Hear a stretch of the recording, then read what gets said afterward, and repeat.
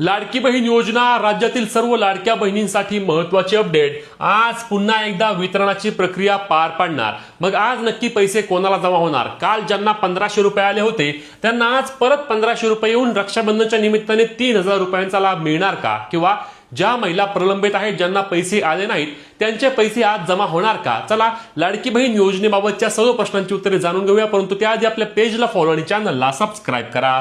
तर लाडक्या बहिणींनो लक्षात घ्या, जुलै महिन्याच्या हप्त्याचे वितरण 25 तारखेला अर्थातच काल सुरू झालं आणि काल अगदी शेवटच्या टप्प्यात म्हणजेच की 4 वाजल्यापासून लाडक्या बहिणींना मेसेज यायला सुरुवात झाली। यामध्ये राज्यातील सर्वच भागातील महिलांना काही प्रमाणामध्ये काल वितरण झालं, संध्याकाळी 9-10 पर्यंत वितरण झालं। आता आज पुन्हा एकदा हे वितरण होईल। तुम्ही मला सुट्टी असते परंतु डीबीटीच्या माध्यमातून वितरण जे होत असते त्याला सुट्टीची कोणतीही त्या ठिकाणी अडचण नसते। आपण याआधी देखील पाहिलं आहे की रविवार असेल किंवा सुट्टी दिवशी देखील वितरण झालेलं आहे। आता पुढचा मुद्दा की ज्या महिलांना जर आज वितरण झालं नाही तर उद्या देखील वितरण होणार आहे, त्यामुळे घाबरून जाऊ नका।